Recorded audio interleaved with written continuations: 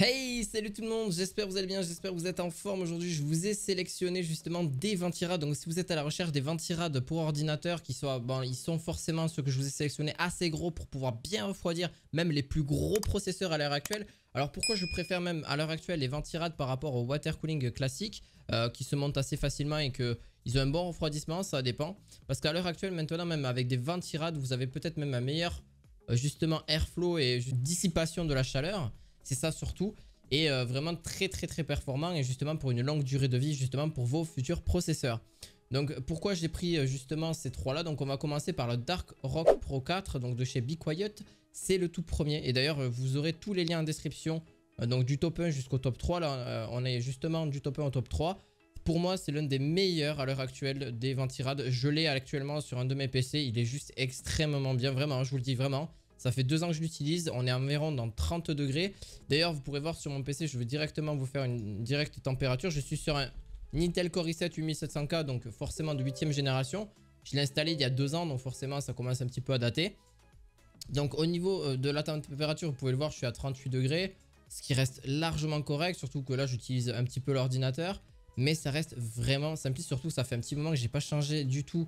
J'ai pas nettoyé non plus le ventirad, donc il va falloir que je le nettoie. Donc on peut gagner facile 3-4 degrés supplémentaires de bas. Après surtout ça dépend de la température ambiante dans votre pièce. Mais il fait environ 30 degrés.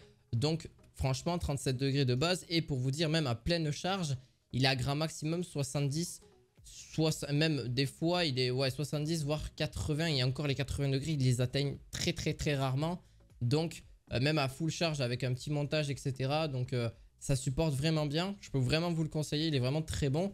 À vous de voir bien sûr de faire votre propre avis. Mais en plus de ça, il fait pas de bruit, il fait vraiment très peu de bruit parce qu'il a des ventilateurs, il se monte assez facilement. Le point de vue un peu contraignant parce qu'il a 2 ventilateurs justement pour mieux refroidir et 2 radiateurs aussi. Donc il est assez gros, voilà, le point contraignant c'est qu'il est assez gros. Facile d'installation ça dépend parce qu'il est quand même très gros. Donc il faut avoir quand même une grosse, vraiment une grosse, comment on appelle ça, une grosse tour d'ordinateur. D'ailleurs je vous ai fait un petit épisode dessus donc n'hésitez pas à aller voir, je vous ai fait une petite vidéo dessus. Même les cartes mères aussi donc n'hésitez pas. Donc là-dessus, donc pour vous dire, vous avez justement une bonne dissipation de la chaleur avec ces 2 ventilateurs qui font pas de bruit. C'est réputé pour ça, Be Quiet, vous avez compris. Voilà, hein, c'est la marque qui est silencieuse généralement. Pour le prochain, c'est pareil, c'est de très bonnes marques aussi de ventirades qui fonctionnent pour la plupart des processeurs. D'ailleurs, je vous ai pas dit, mais il est compatible pour quasiment la totalité des processeurs à l'heure actuelle. Donc faites gaffe et regardez bien la compatibilité pour justement ces ventirades à ce niveau là parce que ça peut être pas forcément compatible mais c'est très rare. Même pour des AMD Ryzen c'est pas un problème, pour les Intel de même plus récente génération il n'y a pas de souci. Donc faites attention, regardez bien juste si c'est compatible, voilà. Donc par la suite nous avons justement ce Noctua NH-D15. Donc pareil c'est un Noctua justement, il est juste parfait que ce soit pour Intel ou même pour les Ryzen. Donc c'est une compatibilité AM4, AM5 et aussi donc LGA 2011 et 2066 et 115X et 1200 et 1700. Donc c'est quand même pour les plus récents ventilateurs. Pareil celui-là il est très imposant, mais ce qui est normal c'est pour refroidir aussi votre ordinateur. Alors c'est sûr, moi c'est plus fiable je trouve qu'un water cooling parce que le water cooling, le problème c'est que vous pouvez avoir aussi justement des fuites d'eau. Et si vous avez bousillé votre ordinateur, donc ça peut justement endommager les pièces que vous avez justement dans votre ordinateur. Donc s'il y a une petite fuite d'eau, ça peut être vraiment très dérangeant, même si je sais ça peut être peut-être plus efficace et ça dépend parce qu'aujourd'hui franchement je vous dis, hein, ils ont une très bonne, justement une très bonne dissipation de la chaleur. Donc n'hésitez pas aussi à mettre des ventilateurs bien... donc justement pour que l'air passe dans un seul endroit, donc elle rentre dans un endroit et elle sort dans un autre endroit, c'est très important pour justement avoir vraiment quelque chose qui s'épure vraiment qu'à un seul endroit. Et puis voilà, comme ça vous êtes vraiment tranquille à ce niveau là. Donc voilà, ce Noctua donc il se met vraiment partout, c'est du 140 mm donc forcément beaucoup plus gros que le précédent parce qu'on était sur du 120 mm au niveau, voilà justement au niveau des ventilateurs. Là on est sur du 140 donc c'est encore plus gros, donc ça va vous permettre peut-être de plus essouffler, d'être beaucoup mieux. Il a été extrêmement bien noté, hein, pour vous dire, on est sur du 4,8 sur 5. Donc c'est pareil, c'est un très bon ventirad. Donc vous pourrez bien sûr le mettre, je vous le mettrai aussi en description. Il s'utilise bien sûr sur la totalité des ordinateurs, même pour des... par exemple, il a même monté sur un 12700K. Donc juste pour la bureautique, on est environ à 30 degrés pour un 12700K. Et justement, même à peine avec justement des logiciels 3D, etc., Vous pouvez monter jusqu'à 70 degrés. Donc bien sûr après ça dépend des processeurs que vous avez, parce que bien sûr après ça bride pour ne pas justement cramer le processeur, pour vraiment être tranquille, etc. Mais ça refroidit bien et c'est vraiment parfait à ce niveau-là.